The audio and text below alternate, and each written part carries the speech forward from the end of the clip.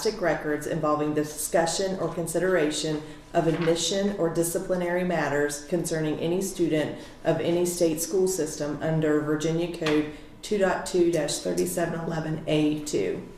Thank you. Do I hear a motion to that effect from my colleagues, please?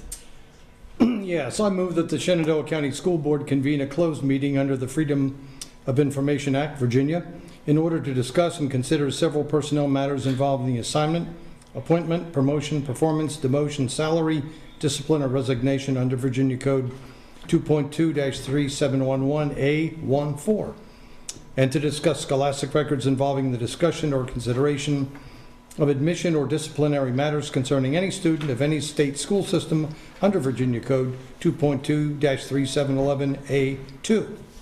Thank you, Mr. Barlow. Do I hear a second? Second. Second by Mr. Keller.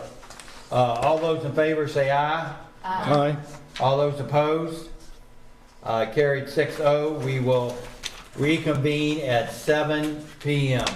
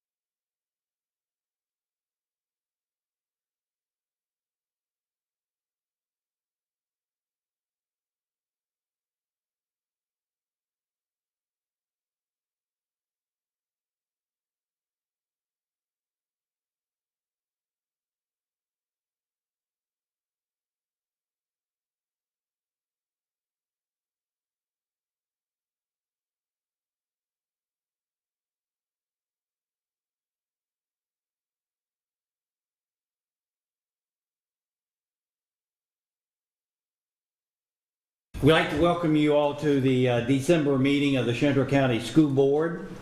Do I hear a motion from my colleagues to reconvene in open session, please? I so move. Motion made by Mr. Barlow. Do I hear a second? Second. Second by Mr. Gutschall. All those in favor say aye. Aye. All those opposed? The school board now is in open session. The Shenandoah County School Board hereby certifies by roll call vote that to the best of each member's knowledge, only public business matters lawfully exempted from open meeting was discussed under Virginia law in closed session, by which the certification resolution applies. And second, such public business matters as were identified in the motion convening in closed meeting was heard, discussed, or considered by Shenandoah County School Board. Each member responds, "I so certify," when called by the clerk. Ms. Walsh, I so certify. Mr. Gutschall, I so certify. Mr. Barlow, I so certify. Ms. Ruts, I so certify. Mr. Keller, I so certify. Mr. Helsley. I so certified. Next, Travis, do you have that slide for a moment of silence for?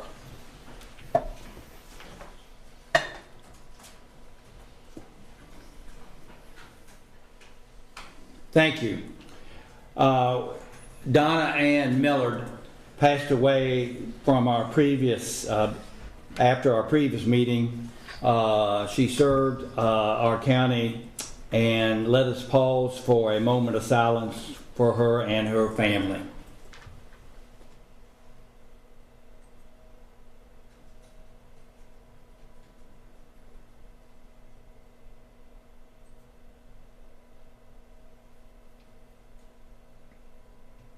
Thank you. Mr. Keller will have the invocation and the pledge. Thank you, Marty. If we bow our heads. Dear God, thank you for this opportunity to come together as a group of people to support our students, teachers, parents, and all those tasked with educating our youth. Give us the wisdom to make decisions that enhance those in our care. Help us to value each member of our community, from smallest to biggest, and to recognize the contributions and needs of all. Be with us as we all try to pursue excellence, and help us realize that while our methods, strategies, and philosophies may differ, our goals are often united. These things we pray. Amen. Amen. Thank you.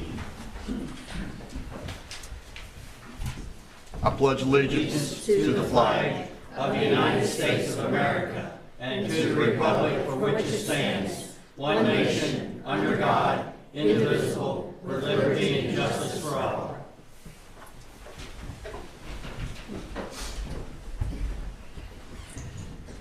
Mr. Chairman, can I be recognized for a minute? Yes, Ms. Walsh. I would like to move that we amend the agenda for this evening to remove item 6.2 just for this evening. Okay, a motion. Ms. Walsh, correct me if I'm wrong, maybe we need a motion on the whole agenda and then your amendment would be, yeah. I looked it up and it can be either way. So if you want to do it that way, that's fine too. I looked it up on Robert's rules. But I can do that. Okay, all right. Do I hear a motion to approve the agenda as presented?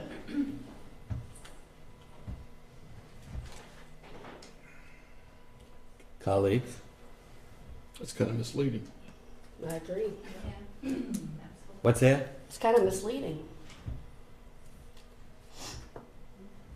I mean, the agenda, this would be all of it, correct? Instructional, information, action, But it can be amended.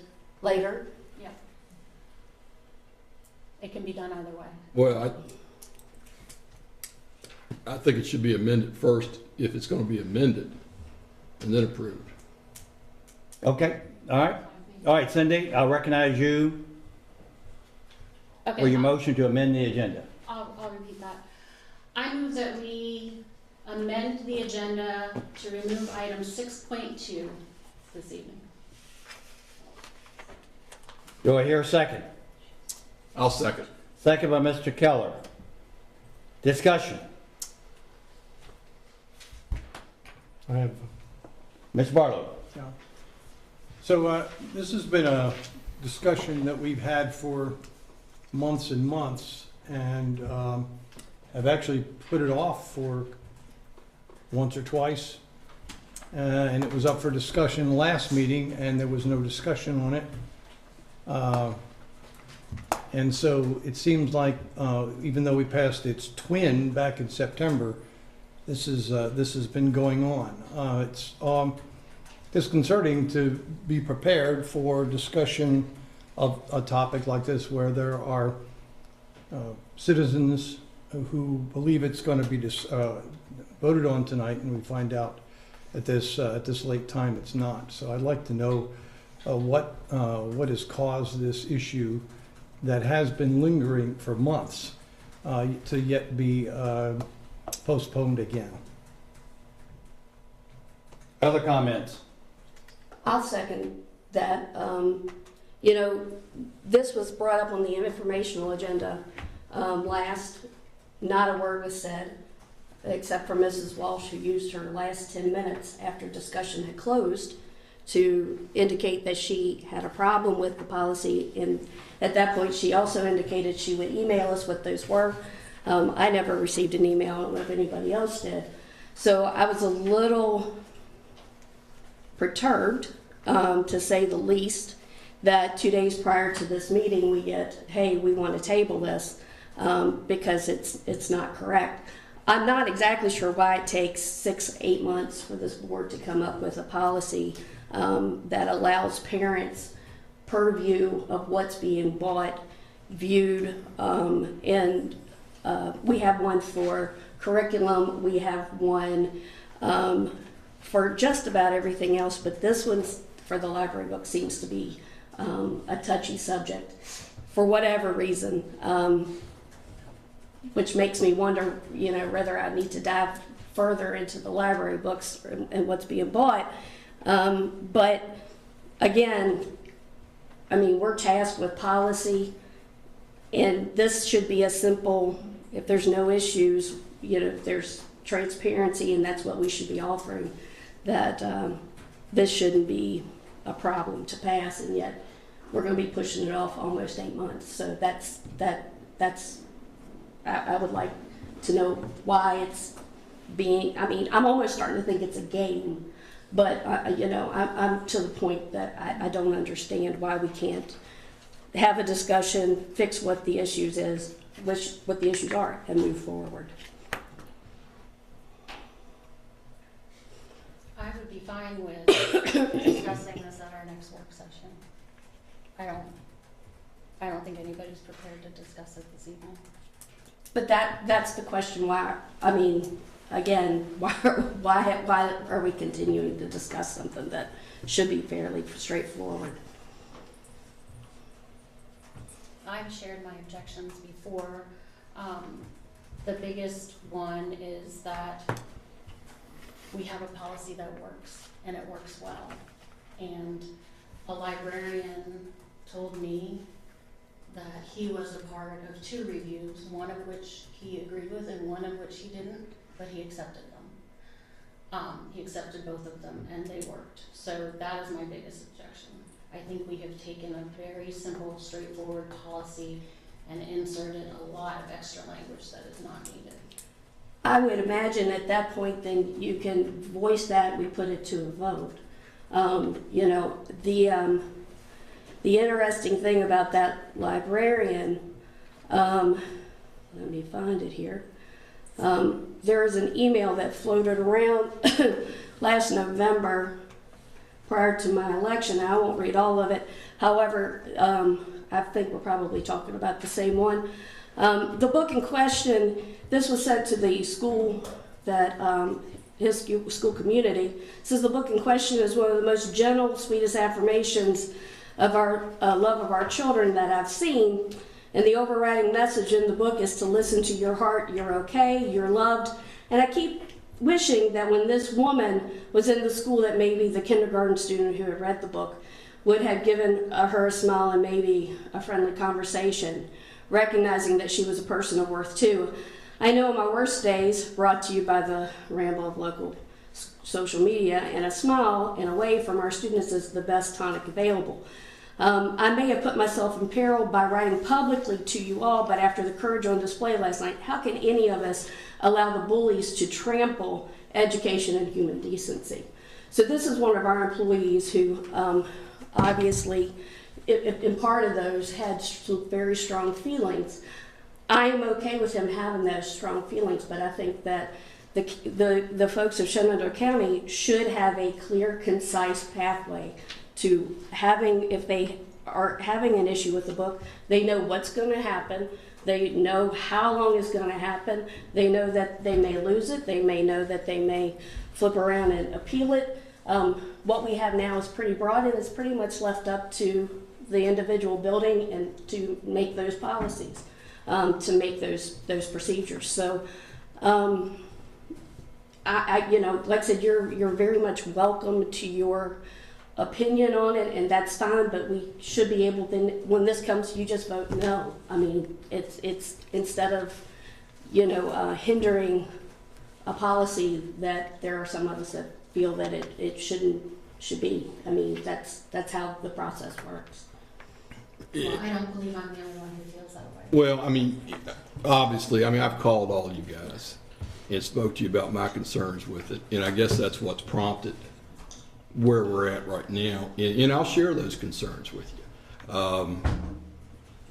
But first thing I would say is that I'm okay with being transparent. I'm okay with parents having a role in looking at books, in reviewing books, in I think we need to define that process. My concern was that, and continues to be, is that I felt like in the most recent iteration of policy that 8 people on the committee were too many.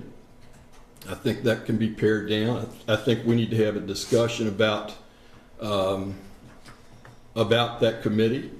You know, I think one of the issues was having a principal from another school.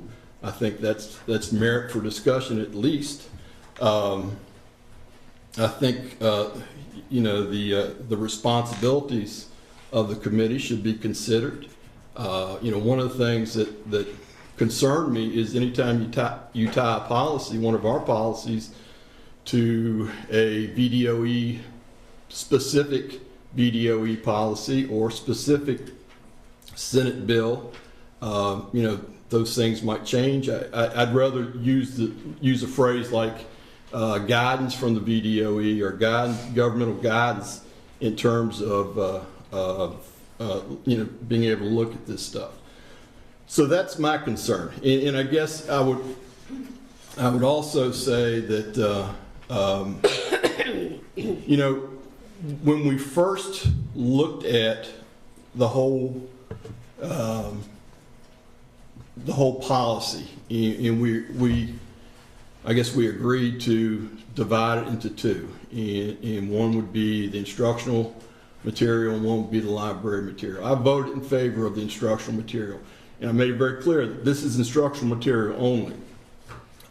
You know, I don't know anybody, and I'll say I don't think anybody up here wants to have anything inappropriate in our school, written, you know, in our libraries. Nobody wants that.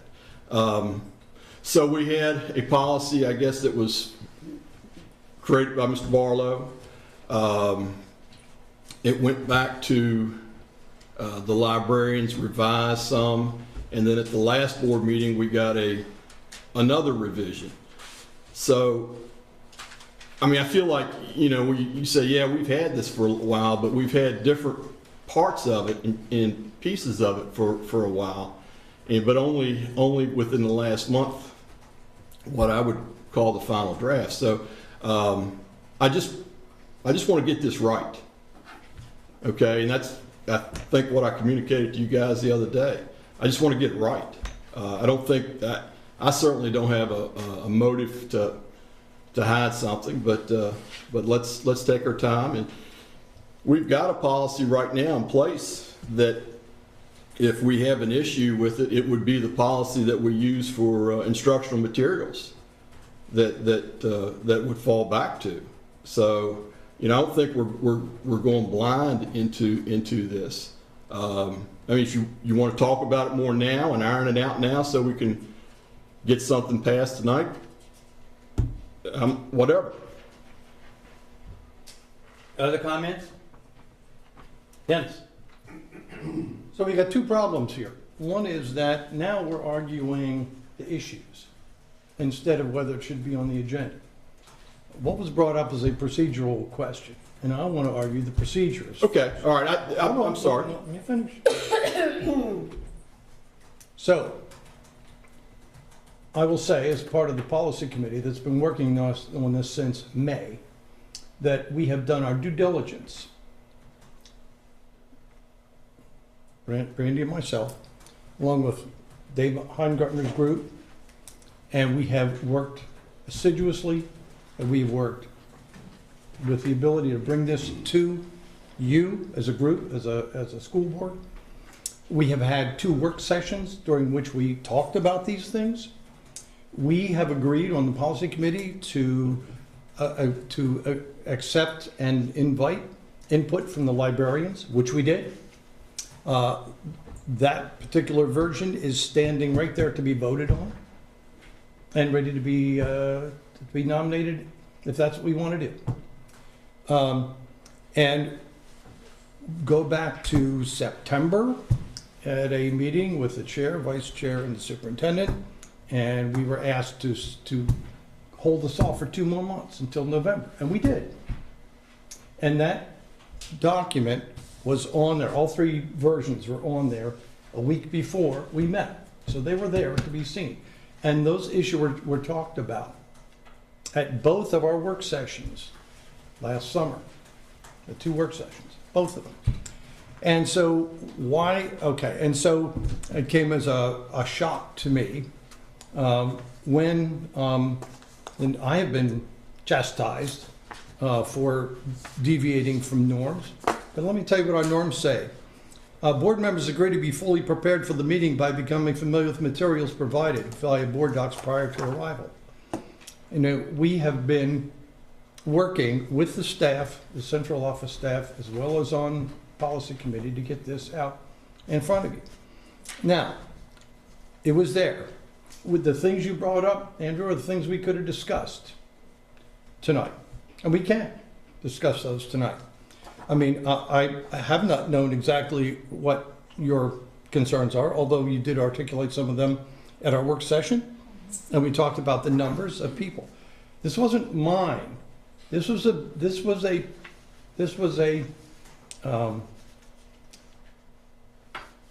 policy document that came down to us, and I think the common consensus was it was originally penned by Gabby Reimer, is that her last name? Okay. So I don't know about that.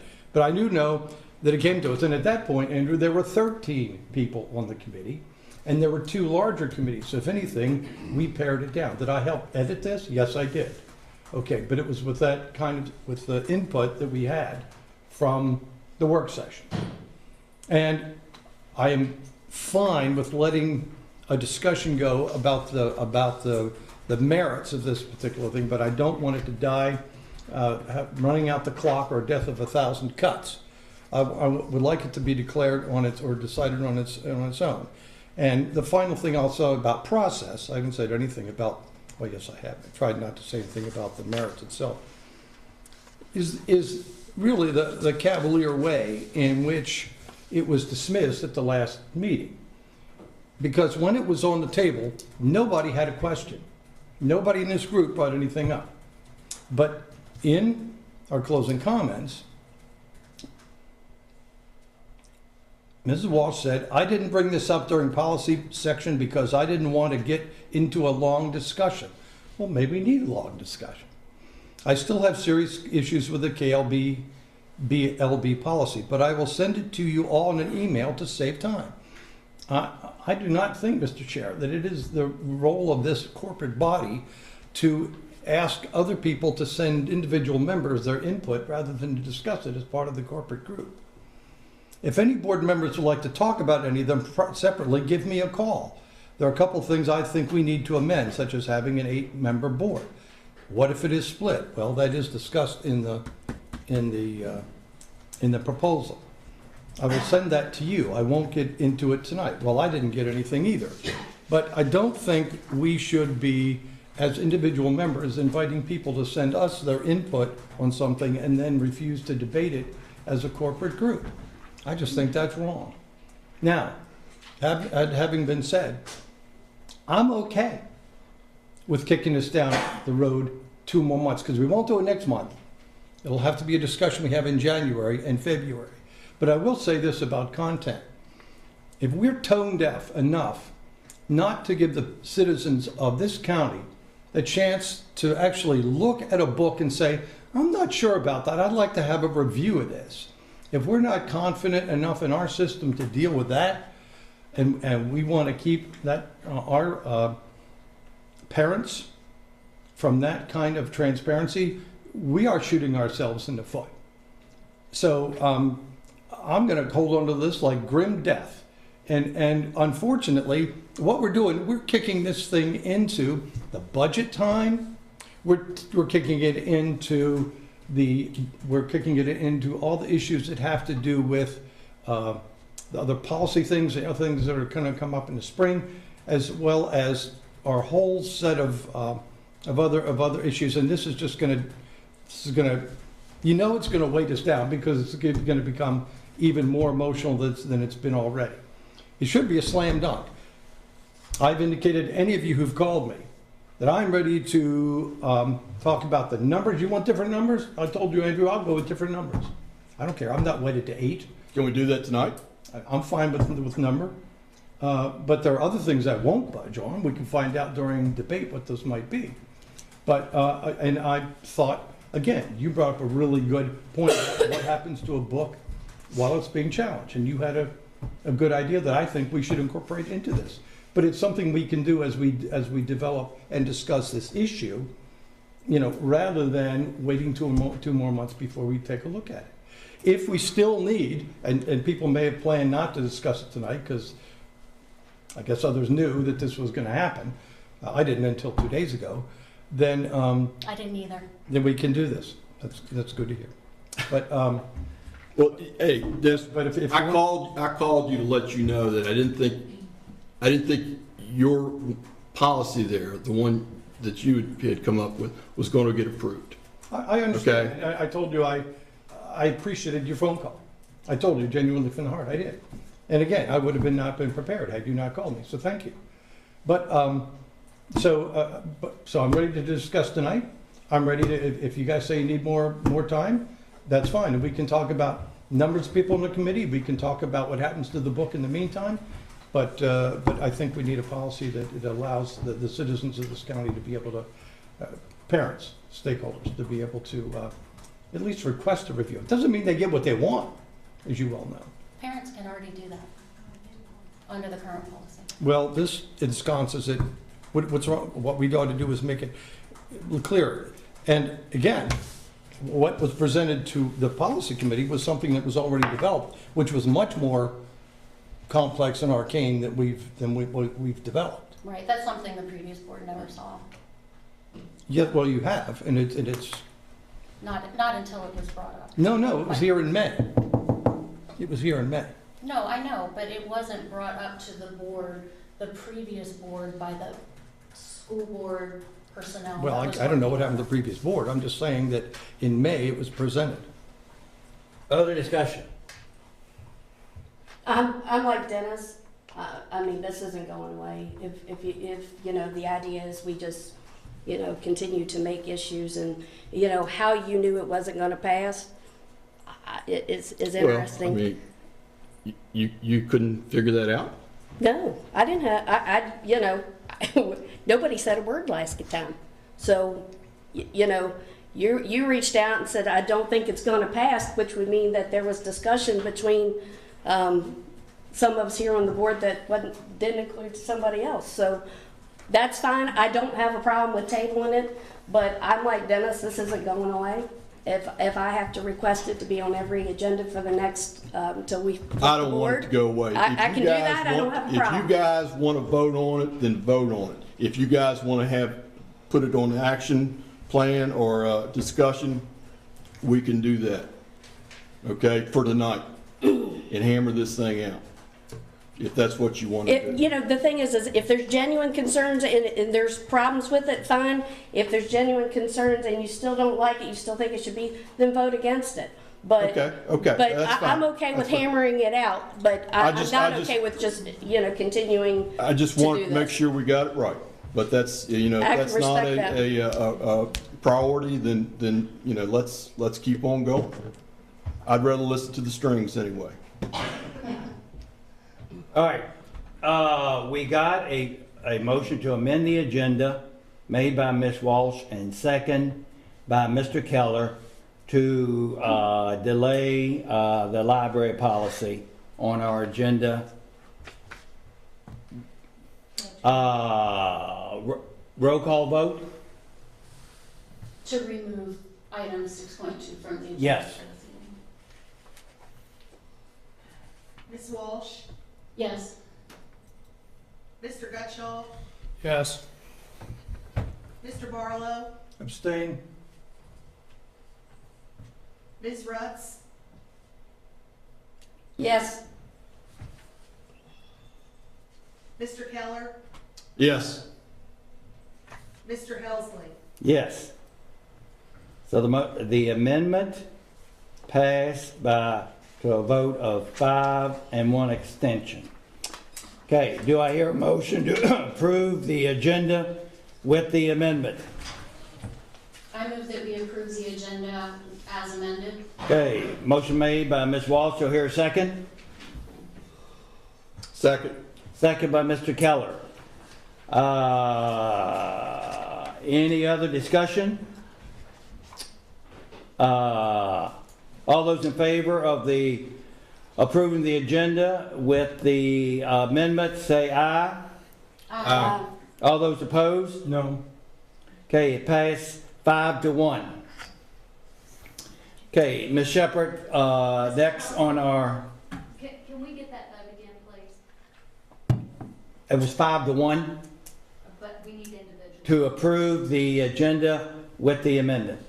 Do you want a roll call vote? Is that what you're asking? Probably best if we did that. Could you do a roll call? Okay, roll call, that'd be fine. Ms. Walsh, Yes. Mr. Gutschall, Yes. Mr. Barlow, No. Ms. Rutz, yes, Mr. Keller, Yes. Mr. Helsley. Yes. Okay, the motion passed to a 5 to 1 vote. Ms. Shepherd, do we have some recognition that you would like to share with the group, please? Yes, so this evening I am delighted that we have Mountain View High School's orchestra with us, and Ms. Farmer will introduce her students and the songs.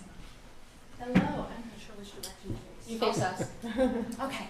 Hello. First of all, I'm Miss Farmer, and I have the joy of teaching band and orchestra at Mountain View High School, and I am proud to present the Mountain View High School String Quintet.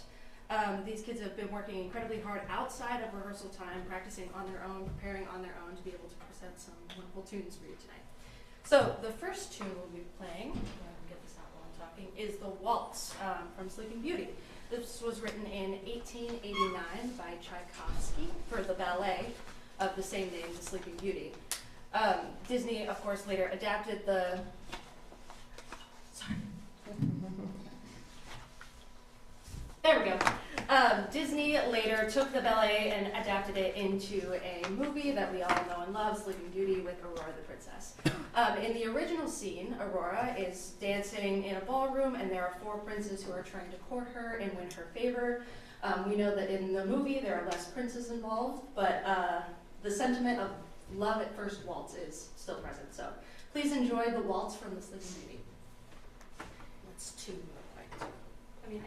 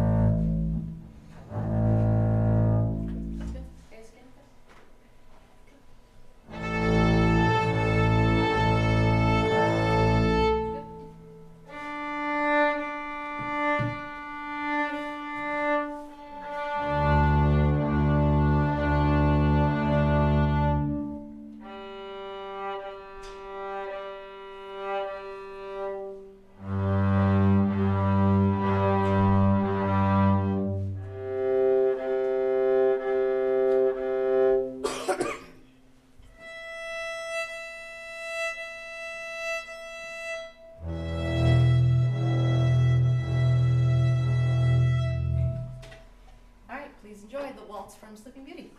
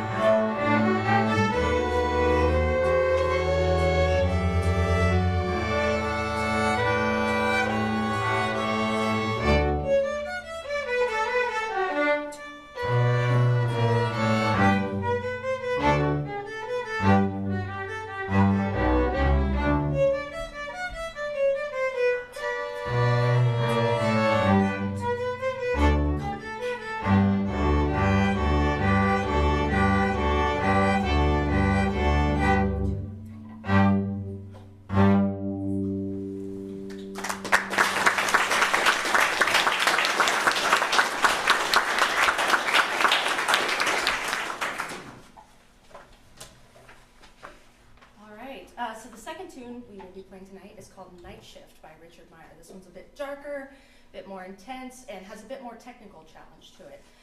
And it requires the players to master a technique called shifting, which is unique to string instruments. It allows them to move their hand, which usually plays, 1, 2, 3, 4 right here, to shift all the way up to the highest parts of each string, and allows them to access a much higher range of the instrument. It's pretty challenging and it's pretty demanding, and once again, I just have to express how proud I am of them because they pretty much prepared all of this and then presented it to me and said, "Can we play this at the school board?" So I'm very impressed. It may look like I'm leading them, but they could honestly do it without me. I am very impressed with how passionate and dedicated they were to putting this all together. So please enjoy Night Shift by Richard Meyer.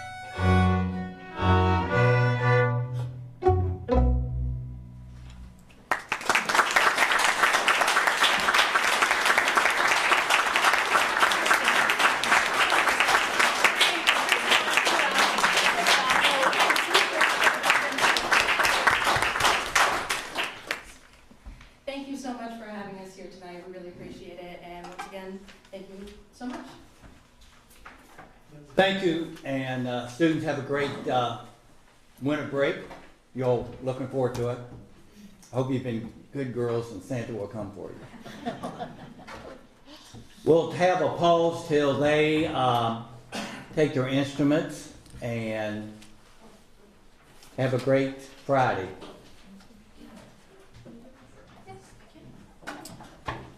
Thank you.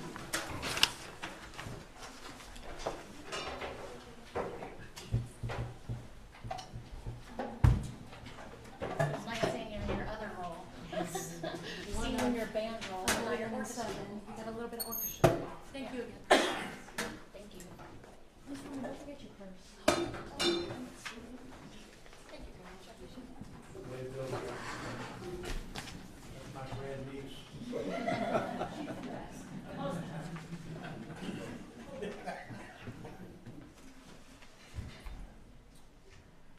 Chairman Helsley, that's all I have for this evening.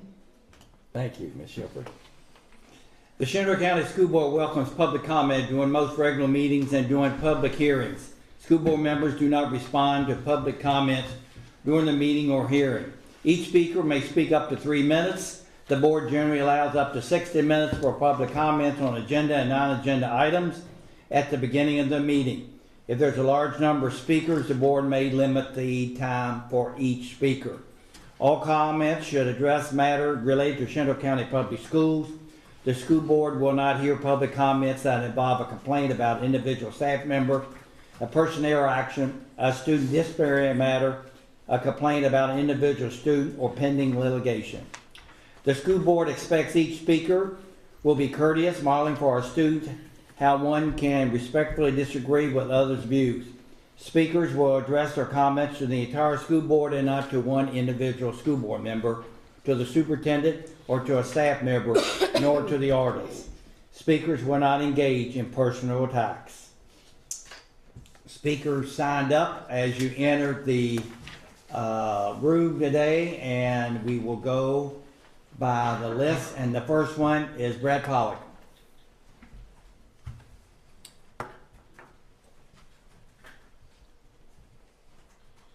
Good evening, Chairman Helsley and members of the school board. It's a pleasure to appear in front of you. I don't usually take this opportunity. I communicate with some of you frequently, but not publicly. I come before you tonight because, frankly, of a disappointment that you all took the action that you just took. The item that you all took off the agenda today includes, from my review of the agenda, something called public review of library books and materials. And this has been an issue for a long time. It's been an issue since before this past election last month, and it's been an issue since before an election a year ago. And this board has chosen not to take any action at all. And what is the action that might be sensitive?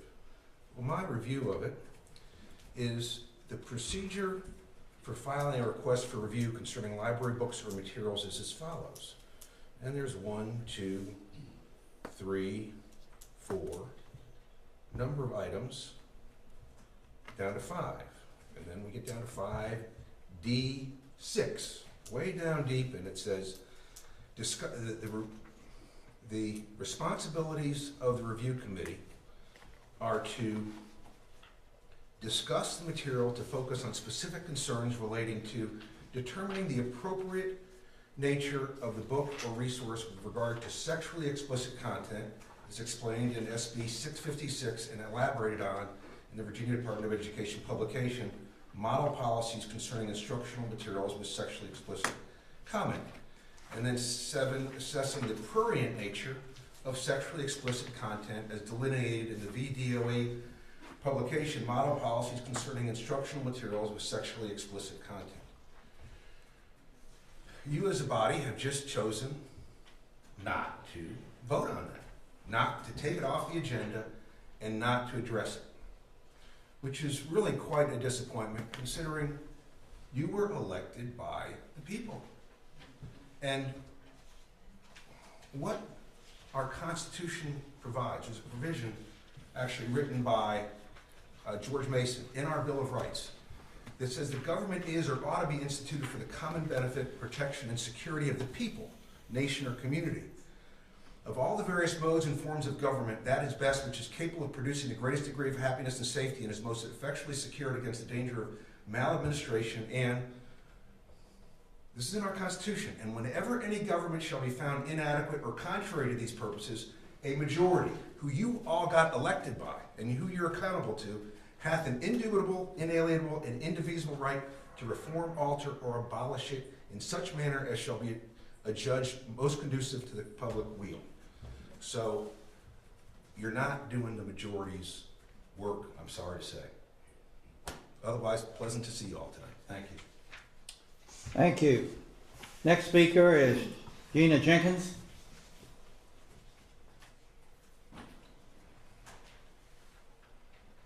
Good evening. Good evening, Ms. Shepherd, members of the board. My name is Janae Jenkins, and I am the Library Media Specialist at Signal Knob Middle School, as well as an active citizen and parent of a Shenandoah County Public Schools middle school student. I wanted to express my sincere gratitude for the board's willingness to work with all of the school librarians in the county to come up with a library book and materials review policy that is separate from the curriculum, material review, and selection policy. That was needed. After participating in and following the development of policy KLB, a few sections of the proposed policies that are before the board to be voted on are still concerning. Two of the largest concerns are what happened to the book or material while a decision is being made, and what happens to the book or material after the decision is being made. While the decision is being made, the book or material in question should be kept in circulation for many valid reasons. Removing the material book from circulation during the review process gives a feeling of bias towards the removal of a book. It impedes the student's First Amendment rights. A student's right to intellectual freedom is restricted before any investigation or discovery decision is made about the book or material. This is akin to proclaiming someone as guilty before the benefit of a hearing or a trial. The Virginia Association of School Librarians publishes a clear position statement on the censorship of books in Virginia and school libraries, and it reads that the First Amendment rights and freedom to read of all students in Virginia schools will be upheld.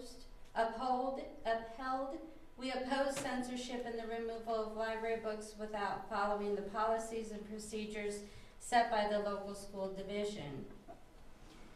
This leads to what happens after the decision about whether or not to retain the book in collection is made. There is really only two options in the proposed policy: keep or remove it from circulation. The downfall of the third proposed policy book is to remove it from circulation. You're removing it from all of the county libraries. So therefore, if it's deemed inappropriate in a lower school, then the higher schools won't have access to it. So there needs to be something in between that decides the appropriateness of the book. Should it not be put in the middle school level, then maybe moved up to the high school, and so forth, adjusted accordingly. Thank you for the consideration. Thank you. Next on our list is Mr. Charles Street.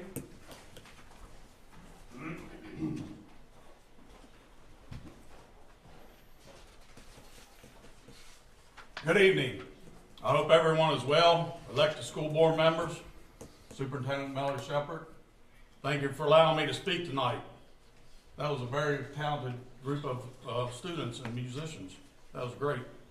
First, I'd like to congratulate Central's first act team and also Central's football team on their accomplishments, and now going to compete in the 2A state championships. Good luck to both, and I hope both teams bring back state championships. Second, there seems to be a banner that was up at Dick Kroll Stadium for the student section. An individual complained that the banner had to come down. Well, for one thing, it had been up for the whole football season except for the last game. Obviously, this person must only have attended Fall Music Festival. I guess most everyone there was upset that it was taken down, and I'm offended that it was taken down because my daughter's senior class started a Twitter page called The Wall. And if this person would have researched, they would have noticed that the initials MV are in front of the wall on the Twitter page. This Twitter account was set up by the students and is maintained by the students. I don't know the specifics, but I will research that later. Also, I would like to say that there has been some conversation about the amount of Stonewall stuff in there. Well, it's been there for a long time now. And I would be offended if it wasn't there, because it wasn't called that before. So I wish everyone a Merry Christmas and a Happy New Year, and we'll continue. Thank you. Thank you, Mr. Street. Next on our list is Mr. Steve Heichman.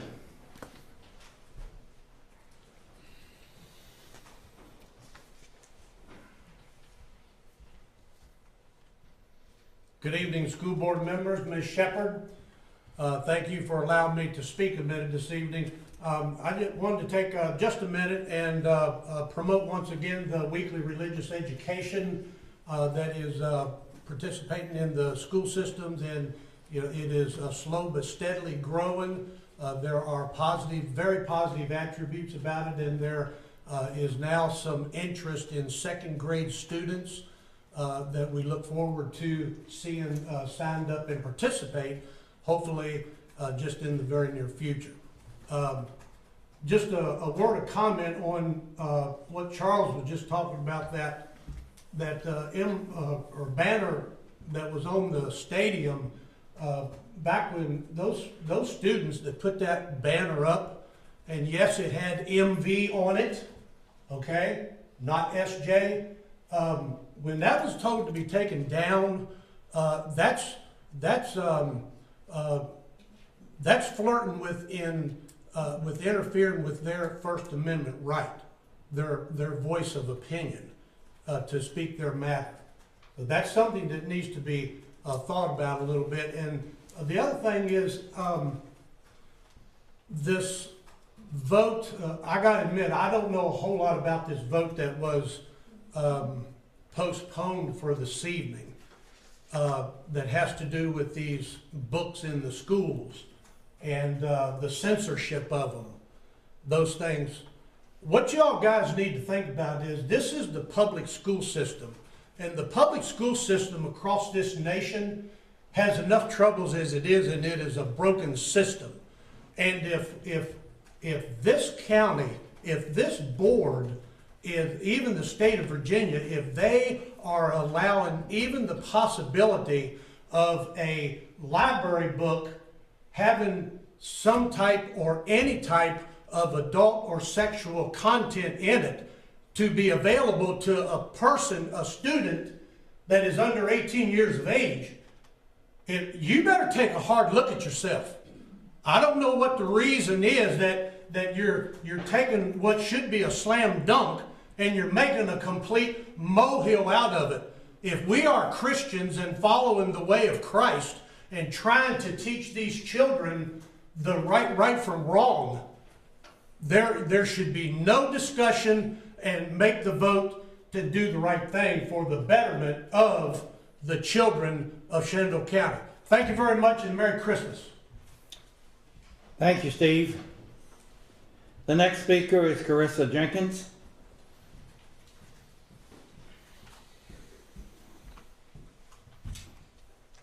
Good evening, I'm Carissa Jenkins, Central High School librarian. First, I'd like to thank you for separating the library and curriculum challenges into separate policies. The librarians also truly appreciated the opportunity to offer input on policy revisions. Please know that I am not against revising the library book challenge policy. Parental involvement and conversations about literature are always welcome. There are several reasons why the current draft concerns me. In the first paragraph, the last sentence states, "Selected books and materials will adhere to the educational philosophy of and goals of Shenandoah County Public Schools while respecting the cultural norms of the county and concerns of parents." I want to know how we define the cultural norms of the county. Cultural norms are dynamic, which they should be with an ever-changing population. Whose filter determines appropriate content? According to Education Week, a third of book bans deal with LGBTQ issues, while almost 41% of all book bans nationwide feature protagonists of color. The definition of our county's cultural norms concerns me because family beliefs in our community are as diverse as the books on our shelves. As book bans across the country increase, it's more important than ever to ensure the general population's wishes are held over vocal special interest groups. Another concern is that the policy states there will be an even number of voters on the committee. This means a tie to either keep or remove the book as possible. In addition, the newest library challenge policy says, when a book or material becomes the subject of a review committee, it will be temporarily removed from the SCPS student accessibility until a final decision is rendered. This policy is highly concerning because books will be inaccessible before any verdict is decided. Our high schools serve college dual enrollment, advanced placement, gifted and talented, biomed, and governor's school students. Why should a book challenge, even before the book review, restrict access for students enrolled in college courses or on higher reading levels? Book challenges are welcome for literary discussion, but the reliance on opinions in the language of the current draft for library policy remains concerning. Please consider the powerful quote from Meg Medina of the Freedom to Read Foundation. "To pull books from a school library because of the discomfort they create in adults is a recipe for disaster. It erodes the trust young people have in adults in their lives and pushes them to secrecy. It undermines the studied opinion of professional librarians and educators. It supports the false idea that there is one version of life that is acceptable. And it denigrates the work of authors who are brave enough to name experiences that are real. Thank you for your consideration and your continuous school library support." Thank you. Is anyone else in the audience who did not sign up would like to speak now? Yes, sir. Identify yourself, please, and you have 3 minutes. My name is Mike Rickard. I live in Strasburg. I hadn't planned on speaking tonight, so I don't have anything prepared. Mr. Barlow, I'd like to commend you for getting on them about kicking this thing down the road. Like the gentleman that just spoke, why this stuff is even in our school system is outrageous. I, as a parent, it's my job to bring my kids up. If my kids have a question about their identity or whether they're LGBTQ or whatever all these other letters are, that's for me and my child to decide in our home, in our church, not for teachers to talk about with my kids, not for librarians to talk about with my kids, not for anybody to recommend a book. Here's a book, take it home and read it. No. If my kid's 3 to 7 years old, Brandy was referencing a book that Sarah Gimple had mentioned. For 3 to 7-year-olds, I just ask that when you all go to vote on this, whenever that may be, pray about it. Put yourself in my position. Some of you probably have grandkids in the school system, maybe even great-grandkids. Do you want your grandkids, your kids, your great-grandkids coming across that book or any other book? I mean, I've seen this talked about nationwide now in the books that I've seen referenced in high school systems. Like he said, for kids under the age of 18, what are we doing? We're destroying our own country with the crap we're putting in the school system. Amen. And for you guys to keep kicking the can down the road, like Mr. Keller said, why aren't we being transparent? These are the people that elected you and put you in office, and you want to hide what's available in the school system to their kids? It's ludicrous. My daughter's a sophomore in college. She came up through Strasburg School, and she gets straight A's on everything. Did dual enrollment, and now she's down at JMU. My daughter didn't need this stuff, and she didn't check out these books. She was raised in a Christian household. We don't need this stuff in our school system. If my kid wants to know about that stuff, my kid can come to me. There's a public library in Strasburg. I'll reach out and find these books at the public library. They don't need to come across them at Sandy Hook, Signal Knob, Strasburg High School. There's no reason to have them in there. If I need that reference material, I know where to find it. Let the parents parent. Pray about this long and hard before you vote on it. You all have a Merry Christmas. God bless you. Thank you. Okay, moving on to the consent agenda. Do we hear a motion to approve the consent agenda as presented? Colleagues? I move to approve the consent agenda as presented. Okay, motion made by Mr. Gutschall. Do we hear a second? Second.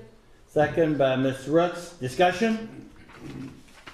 All those in favor say aye. Aye. All those opposed? Okay, you passed 6-0. I was checking my notes there, Cheryl. Okay, moving on to number 4, instructional agenda. Revised program of studies by Mr. Hensley.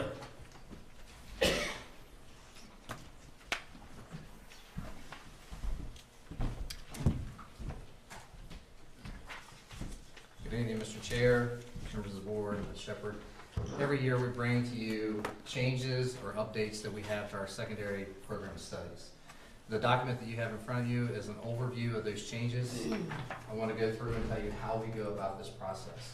The principal is notified to speak with staff to identify any changes they feel need to happen inside the program studies, which I'll show you one tonight where staff identified that we need to change the description to match better with what we're teaching at the governor's school.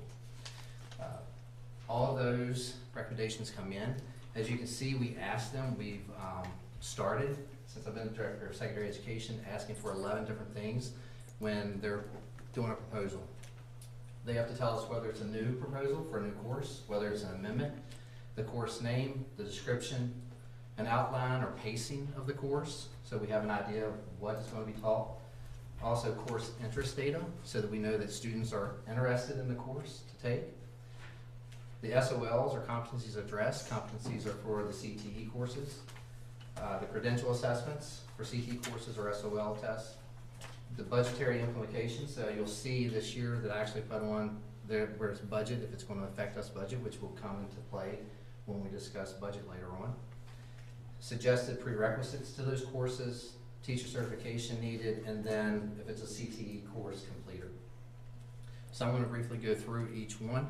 There's about 19 different changes or updates that we're recommending. The first two is for environmental science, and what we're basically doing is we're adding dual enrollment. We have a teacher that is now certified to teach dual enrollment. So we're adding that to the course instead of just having the environmental science. We're going to have the environmental science 1, which is AP and dual enroll, and then the environmental science 2, which will be AP dual enroll. Advanced piano, we added the piano at Central High School. Those students are now able to go to advanced piano. In our program of studies, we typically have a regular course and an advanced course. This is adding the advanced course for those students. Career Strategies. Career Strategies is a course that we're going to look at through budget to see if it's a course that we can put in, but we know that there's a need for it. This course covers the College and Career Civics Readiness Index that is reported to the state. And right now, we have a feeling that we may have a little problem with this coming up in the next year. What they do is they link work-based placement, where we're going back as a senior, a student may go back and go to a work-based placement, but the course they took was in 10th grade. We can no longer do that now. It has to be within the same academic year. So from fall to the summer, it can happen, but if we have it in the second semester and it goes to the fall of the next year, it won't count. So it's only in that year, and that's going to start this year, which is going to affect some of our numbers because this was put in place. But this course will allow us to have a student enrolled into Career Strategies and be able to do the workplace readiness in the same year. algebra, so there's no change here. The only thing that changes is that we are looking at the 8th grade results of students, so that if they pass that SOL and they have a C or higher, we want to make sure that they're not taking Algebra 1 Part 1. We want them to take the whole course, which will help them with selection of courses throughout their career, so that they don't have 2 semesters taken up with algebra. They'll have 1 semester. Pre-calculus, this is an amendment because Laurel Ridge, who we used to do enroll with, they use pre-calculus. It used to be math analysis, pre-calculus, so we're dropping off the math analysis. Probability and statistics, we're adding in that they can take the AP test if desired in May. The same thing with biology 3 honors, we are removing AP because the course syllabus was not approved. So until we have an approved syllabus for AP, we cannot offer that. Under verified credit section, we're going to be moving away from the work keys writing test, and we're going to be given the English 11 reading and writing assessment. So that's in there. The next is a chart that you'll see for mathematics. We've had a lot of questions on whether a student takes a standard diploma or whether they take an advanced diploma. If they start out in 8th grade with 8th grade math, what can they take? So we've added this in so that students can plan ahead, and it gives options from 8th grade through seniors that students can take, that they know that they can get to higher levels of math even if they take 8th grade math. Massanutten Regional Government School are the 2 courses that I was on. They updated that just to match what they're actually teaching at the school. Triplet Tech, we're looking to put Virginia Teachers for Tomorrow there. You can see that there's implication in the budget. That's for a half-time person. But the goal is to bring students from all 3 high schools together to make a section large enough to have that course. So there'll be a Virginia Teachers for Tomorrow 1 and 2 course. We're excited about hopefully putting in physical therapy and occupational therapy, 1 and 2. Obviously that comes with a big price tag, and we'll talk about that in our budget discussions. Also, additionally, at the Tech Center, we're looking at HVAC 1 and 2 to bring that in. And then the last thing that I have, I'll show you, it's probably easier to see on the screen, is the career clusters at Triplet. So all of our courses fall within clusters, so what we did is we added underneath architecture and construction, you can see all the courses that fall underneath of that. Education and training, all the courses that would fall under. Health science, all the courses that fall under. So that's that change you see at the very end. That's everything for our suggested changes and updates. Any questions? Questions for Mr. Hensley? Thank you for putting the 8th grade pathway in there. I might need that. So, I didn't ask for it. excuse me, No, go ahead. I was just joking. Ms. Walsh, you finished? I'm done. And can an 8th grader take Algebra 1? Yes. Okay. Currently, how many 8th graders do we have taking Algebra 1? Off the top of your head. Depends on the campus. Okay. I believe the southern campus has the most, and I think there's 12 there. The others are around 10, 8, 9, somewhere around there. That's just off the top of my head. I have to go pull the courses to see who's actually in the class. Those students, let's say at the southern campus, they go to the high school to take it, an instructor, or there's an instructor in the building? They're currently at the high school. Okay, oh, that's true, but I mean when they reorganize next year. Well, that's what we'll have to look at Okay. with staff. And is there at some point, I know I told you I wasn't gonna have any questions for you a lot, that our 7th graders are having these conversations regarding their pathway. When does, with a counselor, with someone, because 8th grade credits you know, start, or we're having those conversations so they know where they're headed? Yes, so in sixth grade, there is a career investigations course, Mhm. and Mr. Lynn and myself worked on a pacing guide to work through that. Students work through that course and they get a rough outline for their academic and career plan, which parents can now inside the portal click on, put their email in, whatever email that they give the school system, they put that in, it'll automatically send a PDF of what they've selected. So that begins in sixth grade. They start picking some of those. Seventh grade, they work a little bit more. In eighth grade, they finalize it more. In eighth grade, going into high school, and then it's reviewed every year. If a student would change courses for some reason in high school, after that year's up, it will update their plan to show what they actually were taking. But a parent could look forward to see if I have a sophomore, I could look forward and see what did they think they wanted to take in 11th grade and 12th grade. That was my next question. If parents were privy to that. So that's And great. we added that to our portal a month ago. Awesome. Somewhere. Awesome. Thank you. Anything else? Thank you, Chad. Okay, moving on to number 5, information agenda. Dr. Heingardner, I think you're next about the capital improvement for 24 through 28.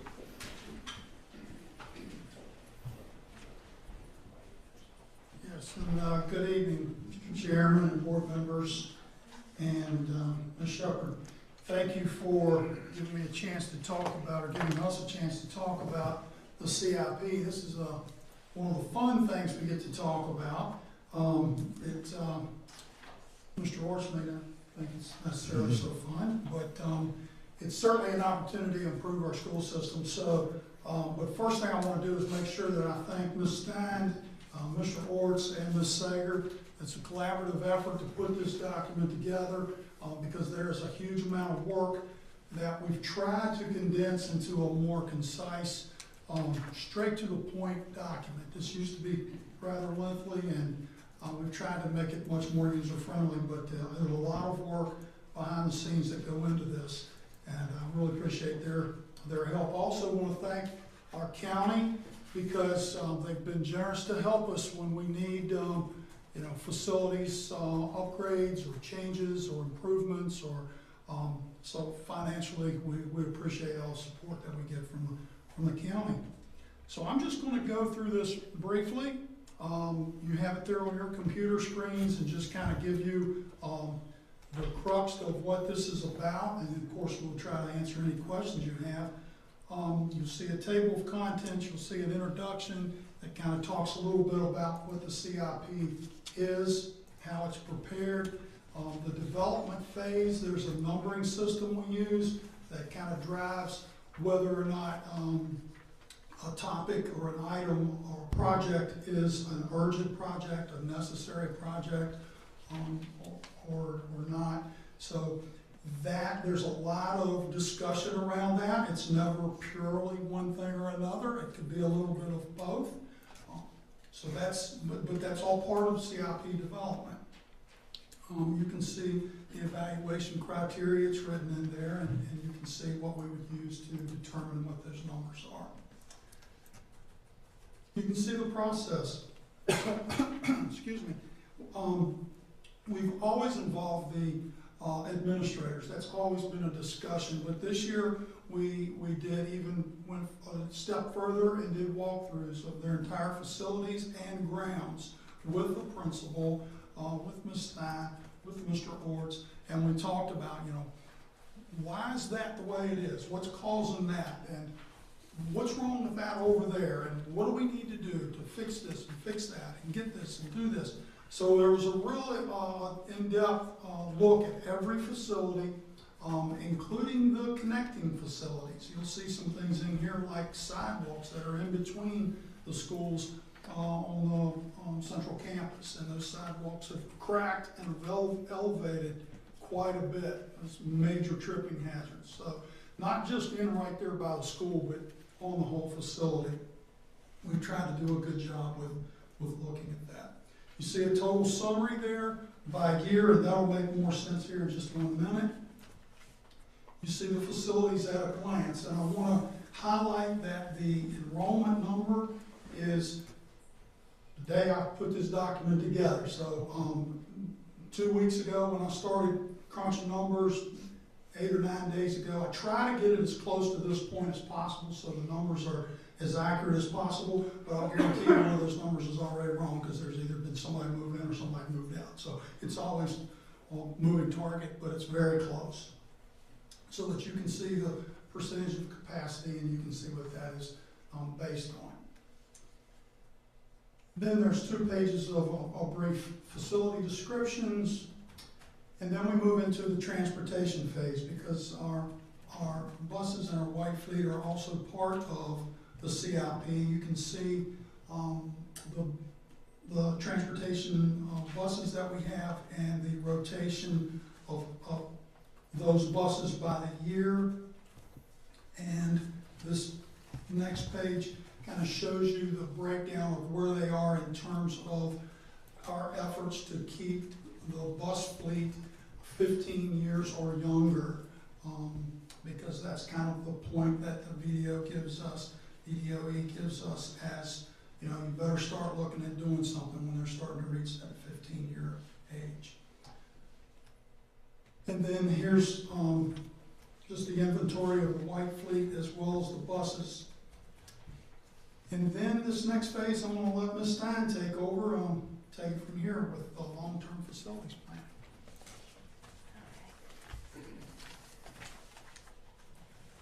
So I just want to first just remind everybody that, again, what's in front of you is a plan. It's what's currently needed, in some cases what's currently desired within our facilities. And some of it's based on compliance or mandates, others is safety and security, some is aesthetics. But again, it's a list and it depends on funding.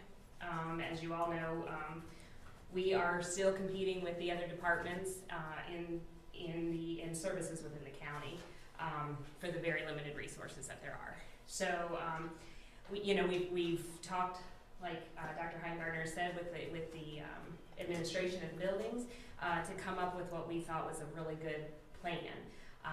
But just like your home budgets, this plan could go to pot at any time.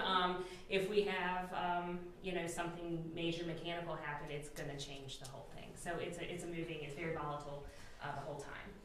So with that, you'll also notice that in the past, over time, we have kind of used the CIP for our everyday, HVAC repairs or boiler repairs or things like that.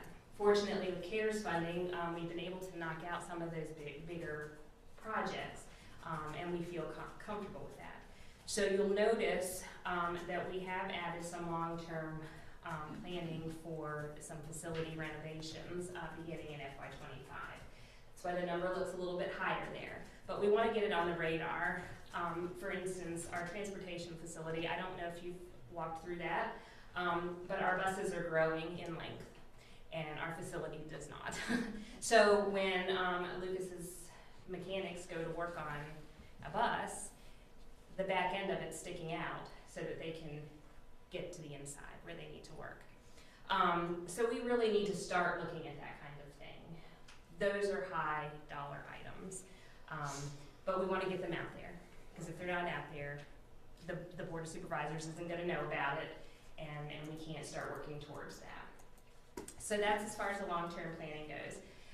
It would behoove me not to mention, and I know you all are aware of this, but I guess the next page it talks about the capacity for school construction debt. June 30th of this year, we will knock off, $2,015,108 of debt. This is paid for, school can't take on their own debt, so this is paid for at the county level. But our high school renovations that were done many years back, that debt is gone at June 30th of this year. So they will have some extra funding due to that. The supplemental financing for those same projects matures in FY25. And then again in FY '26, we lose another $880 million in debt for the energy efficiency borrowing that we had done under this QSCAB. So that's some leverage maybe that we may have in getting some of these other things funded. And then I think Dr. Heingardner and Mr. Orts and myself have put it together in this list for you. Again, based on the scoring that Dr. Heingardner discussed and whether they're necessary or desirable, we did try to keep anything desirable and push that off a little bit so that we could really focus on what was necessary for this coming fiscal year. And it looked like it was about $2.3 million that we would need to be asking for. With that though, we did not have in here, and I would like to discuss adding, is the EduLog system for the buses. And this would be the easy to use tablet system that the drivers could do driver time and attendance right there on their bus. We'd have student ridership, and it just would keep the students safer and make transportation smarter. This does come at a cost, and again, we did not include it in here initially, but it is $270,000 initial for all the tablets and all the equipment that would be needed, plus the first year of service. After that, it would be an additional $75,000 annually to maintain the service on that. Yes, and that, let me mention one other thing about that, because that's such a unique opportunity that we could have, and I know it's incredibly expensive, I understand that. But there's two little pieces, I think, kind of big pieces, with the bus driver situation that we have. It's not unusual at all for a bus driver to be on a bus that's never driven that bus before. Imagine you get a call, I need you to drive bus 72 to wherever, and you've never done it before. You've never dropped off kids before. That's not what we typically have, and they would typically drive that route before school starts. They know the route, all that.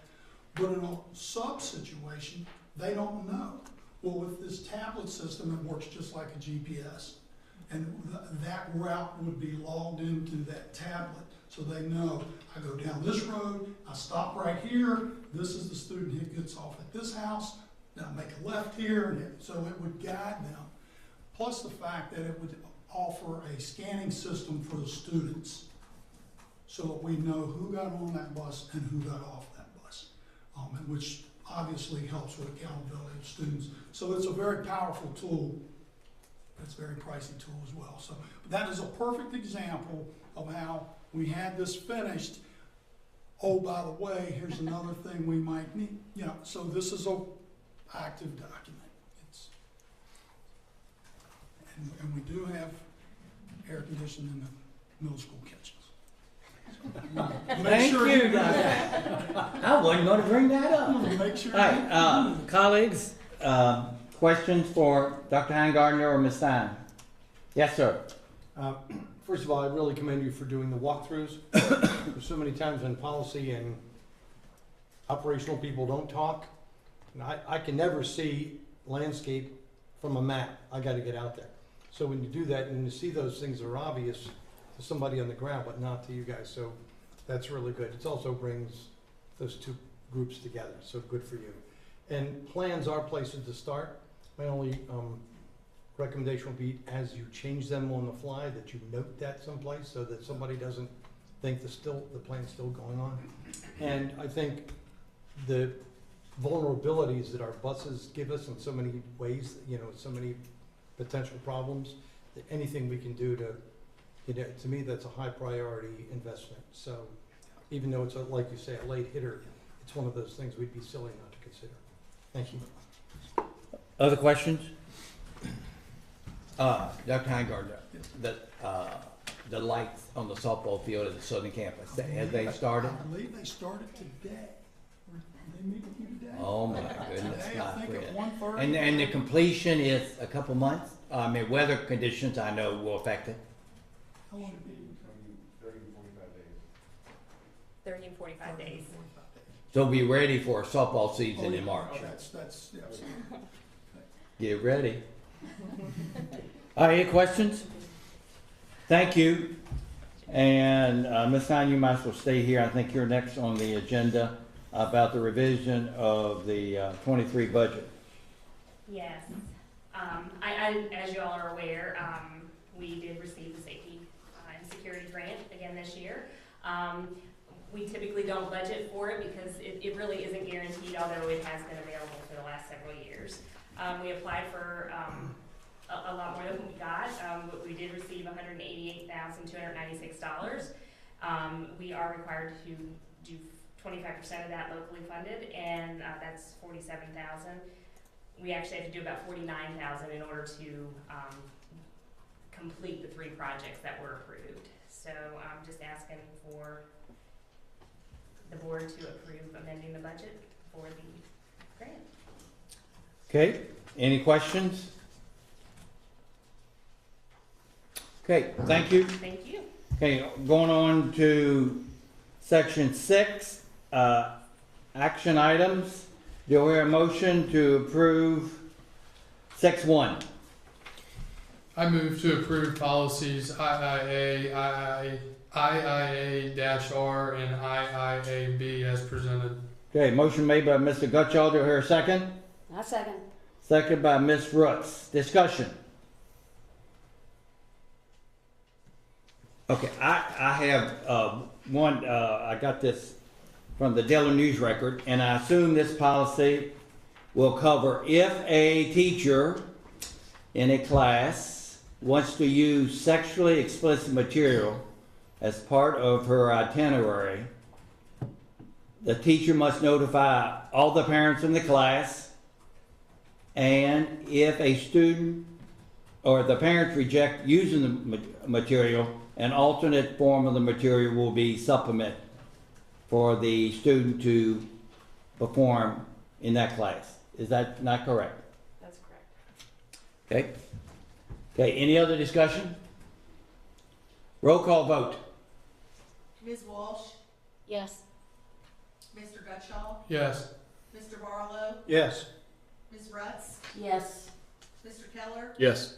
Mr. Helsley? Yes. Okay.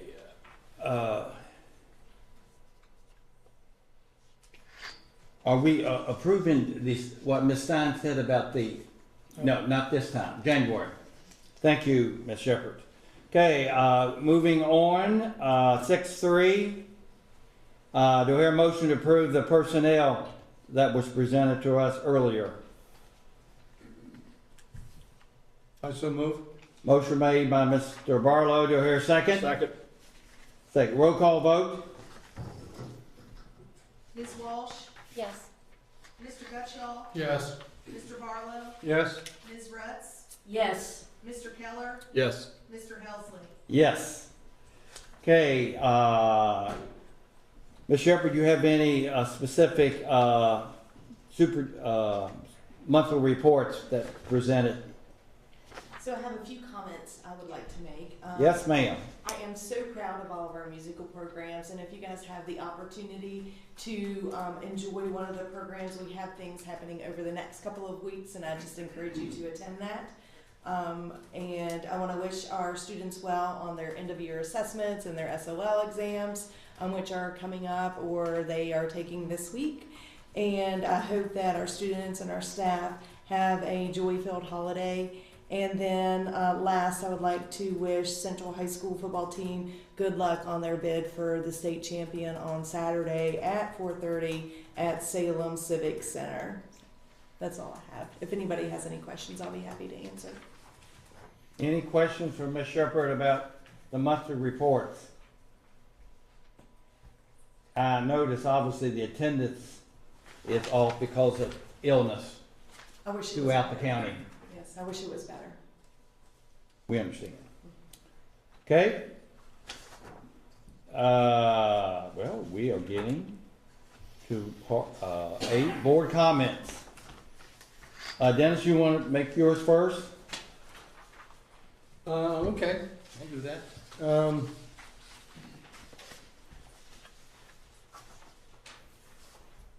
I would like to just wish you all Merry Christmas and leave, but I can't do that.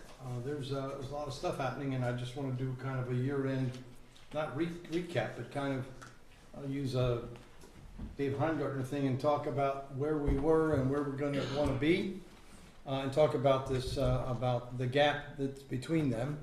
So let me talk about that for just a minute. I've listened to a presentation from the Secretary of Education, Amy Gadara. And she makes some really powerful points, I think, based on the scores that we've seen that have finally come to light between 2015 and 2022.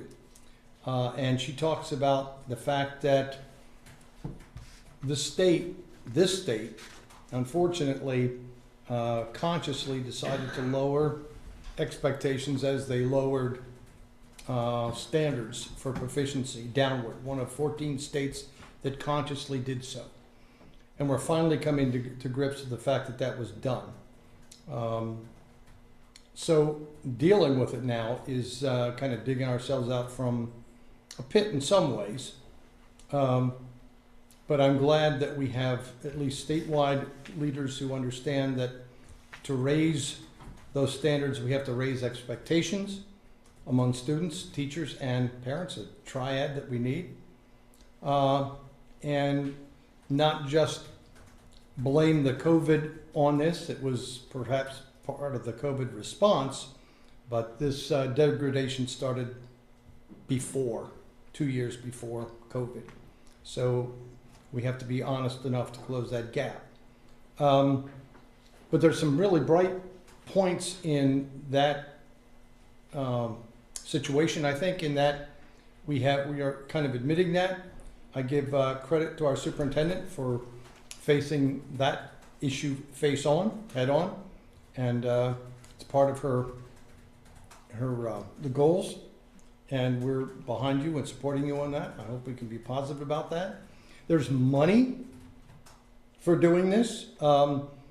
Right now, individual parents can get $2,500 to $3,000 per student grants for tutoring, to bring those students who have a learning gap back up to speed. And we have to, one of the challenges I think we need in our next discussions is figuring out how our school system, can get get the parents in that, and not just let it go to the richer counties or those who are in private schools or homeschooling. So I think we've got to look at that. She claims that there's $2 billion available across the board. I know, Madam Superintendent, we're looking at like $8 million that we have the ability to address the learning losses. And I hope that as in the middle of the budget discussions, we take advantage of accessing some of those dollars to help close this gap. But I think our greatest resource is the triad we have of parents, teachers, and students who are really, really excellent. We're really lucky in Shenandoah County to have such high quality professionals. And one of the challenges is keeping those folks, as you all know, and finding more. And so everything points to the fact that, when you have quality teachers, performance of students goes up. And so as long as we keep finding, or try to find, those new teachers and new places to find them and various skills that they offer and are willing to pay, and more than that, give them a workplace environment that they feel happy and proud to be in, then I think we're on our way. So I think there's a lot of capabilities that we can bring to bear on kind of the decline we found ourselves in. And so I'm particularly hopeful next year, but I would like to see if we can access some of this extra dollars and not just figure out a little war story here. I hated in the Pentagon with the end of the the budget year. We found out we had like an extra $3 million. We're looking for what to spend it on. And it really bothered me. We looked for anything to spend it on. And I hope that we could be smart enough and we could provide a little bit of guidance that we could provide smart ways to spend that money and not just look for ways to spend that money. And with that, I will wish you all very happy holidays and Merry Christmas. And it has been an interesting rookie year for me. I'm an old rookie, but I'm a rookie nevertheless. And it was a learning experience, and I look forward to doing better for you next year. Thank you. Thank you, Ms. Barlow. Ms. Walsh, you want to go next? Yeah, I'm not gonna say too much tonight, but I do wish Central the best of luck in both one act and football. And they're on a tear, and I'm so excited about it. Kyle, I was told to ask, do you know if it's gonna be televised for those of us who can't travel there? Well, I'll be on the radio, so I'm gonna Oh, we promote can that. listen. You can see him on the radio.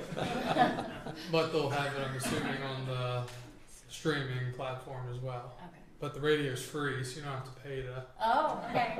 You don't get a cut? Well, All right, are you done? Yeah. All right, Mr. Guttrell, you go next, please. Okay. So, first off, I want to wish the one act and the football team good luck Saturday. I'm assuming one act Saturday too. I don't know, but that's one thing. Another thing. So I received a phone call today, a couple of texts, and an email as well, addressing bullying. And we know bullying is always happening somewhere. We don't want it to be here. So I'm going to ask, because of the concerns that were brought to me, that we address our bullying policy and some of the repercussions for if you're caught doing that to someone, because clearly we don't want that happening here or to any of the students anywhere. So that's something that I will ask that we address moving forward into the new year, new semester. Another thing, I know everyone kind of shot their arrows earlier about the library thing. I didn't really step in too much because a lot of points were made. I will say, though, that I can understand the viewpoint from both sides. You know, the librarians don't want, I feel like they don't want too much, what's the word for it? Regulation. Too much regulation. I can understand that. At the same time, as a board, I feel like, you know, us doing what's best for Shenandoah County and the people of the county and the kids of the county is very important as well.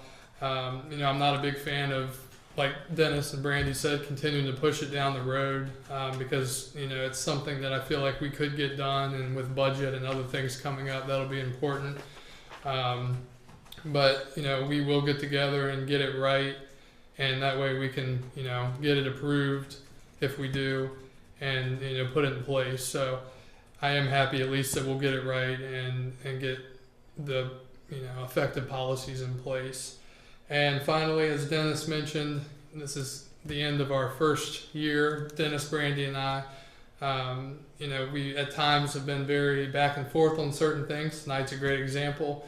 But I think we need to be thankful, because you look at some other areas, even locally, and I'd say we are a perfect group compared to some of those. So thank you to all the older board members that were already on here, and look forward to next year, and have a Merry Christmas and Happy Holidays. Thank you. Ms. Rutz. First of all, I would like to send a big thank you out to Northwark Middle School. We were having some issues with keeping, you know, a policy where we're keeping, you know, picking up kids and checking things. And from my understanding, Northwark, you know, has knocked it out of the park. And I'm getting a whole lot of feedback that it's a good change. They appreciate. I know it's inconvenient to pick up your kids and you know, have to show your ID, but you know, I'm sorry, but I think it's wonderful, and I appreciate administration on the southern campus. I hope that it continues and it goes district wide. Secondly, I'm going to piggyback on Kyle on bullying. I just want to remind folks that you know, we have Virginia Code 22.1 through 27.9.6 that tells, you know, the Board of Education as well as gives us you know, power to make policy regarding bullying. You know, and it talks about guidelines that includes removal of a student from class, that, you know, there's policies against alcohol, discipline, activity, gang activities, hazing, vandalism, trespassing. It even goes to talk about student conduct, grooming codes, dress codes, you know, where profanity. Warren County is another place that are looking at those. They have up their discipline, 5 days suspended, 10 days suspended. For those kids that can't seem to be kind to each other, they're talking about creating a night class where they attend 4 to 6. And for those parents that can't seem to be complacent with their child being an idiot, they're talking about creating a class similar very much to our drug class that parents are required to take. And I think once we get to a point that we, for parents that do not seem to be on board with that, maybe making them participate in inconveniencing them just a little bit might help us get over the bullying issues that we have. I'm going to request that we get, I know we're getting a report, but I would like to see incidents, those numbers of incidents of each that's going on at each campus. I think our public, they don't have to contain any information, but we've had referrals here for this, referrals here for that. So it is something that we don't lose sight of. And our public knows, that their incidents are happening and that we all are a part of it. I did have the pleasure of sitting down with one of our elementary teachers, buying her a cup of coffee. She is an extraordinary teacher. And something she said has stuck with me. She said, if I was at home involved with a person, my spouse, that verbally abused me, hit me, threw things at me, whatever, I'm fairly certain my colleagues would tell me that it was an unsafe situation and that I needed to leave that situation. She said, however, when it happens in the classroom, I'm told to deal with it. So, that is something that we can't have. We just absolutely positively cannot have. And it was very sobering to me. Like I said, it hasn't left my mind to know that one of our own says that and thinks that about the students that we have. So I'm going to ask that we have policy in place, use it, follow through on it, and protect our teachers from situations. Subs, things of that nature, it's all been rolling in, and I think we have a duty to make sure that happens. Lastly, it's been an interesting year. I haven't drank any extra, but I have lost a couple nights worth of sleep. But I wish everybody a Merry Christmas, and I will use Merry Christmas. So I appreciate the work that we do here. It's important, and when you look at the debacle, the sham that is going on in Loudoun County, if you all haven't read the report there, I never want this board to be associated with the issues in that report. Whether it's transparency, whatever it is, I will take that personally to make sure, and if it comes down that I'm being called a jerk or whatever, I don't care. I don't want it to happen in Shenandoah County. We have great people. There are some wonderful people that do a great job in this room, and I'm blessed to be able to be a part of it and sit up here and make you all listen to me for a couple minutes. So thank you. Merry Christmas, and that's it. Mr. Keller.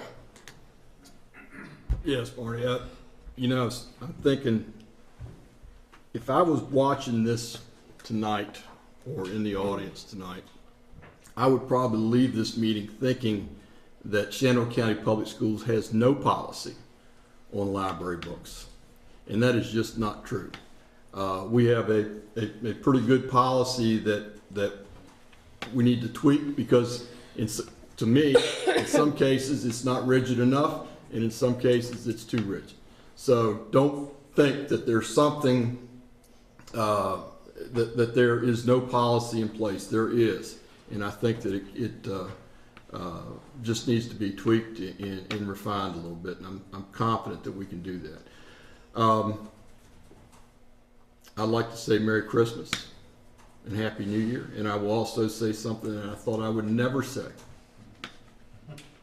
The good luck part, I hope Central wins the football state championship.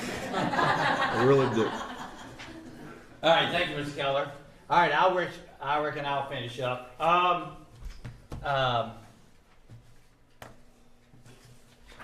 Coming to Woodstock today, I came early. I had some tasks to do. I love that phrase, tasks. And I followed a school bus at Wesley Chapel. And a little girl gets off. And I thought, how many of our employees came in contact with that young child today? She rode the bus, I assume, because she got off the bus this evening. How many of our employees touched that child? We made a difference in that one child, and I know we made a difference in 5,200 students that we have, plus or minus. So we got good people, so anyway, all right, I'm skipping around. Tuesday this week, I ate well this week. And Tuesday we had our retired teacher luncheon at Triplet Tech.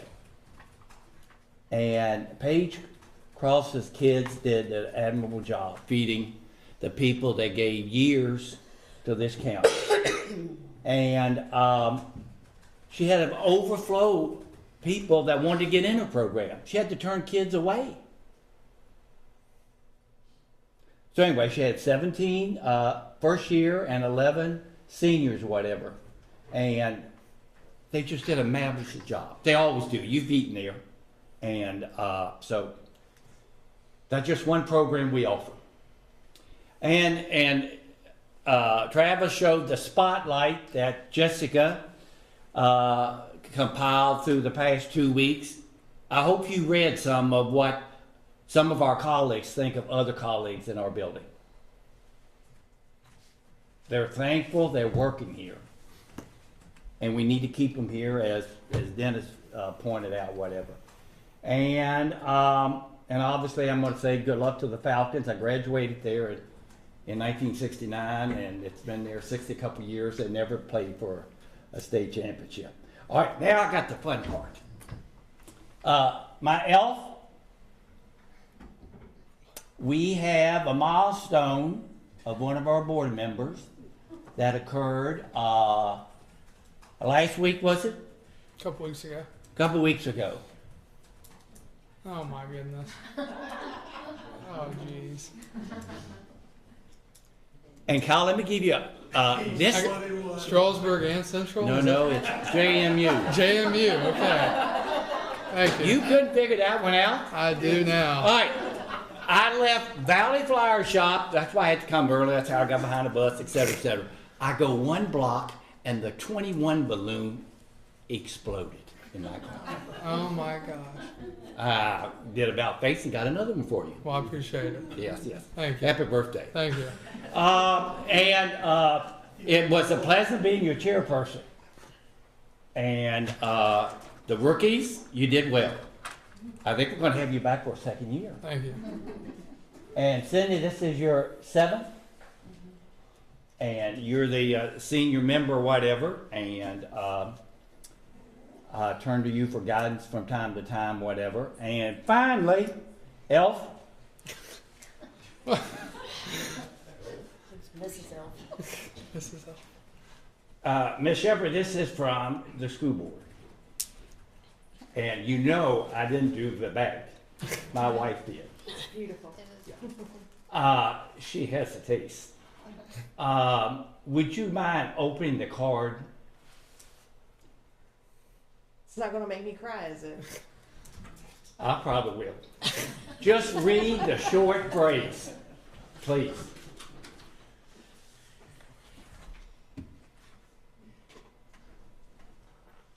She needs glasses.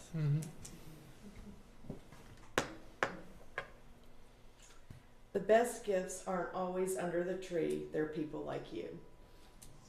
Okay, the meeting's adjourned at 8:47. Have a great holiday. Like that? Yeah. I was gonna get cupcakes. I told your mother. You didn't ask me why you want to talk to my mother. What? Did you get a hold of her? Yes.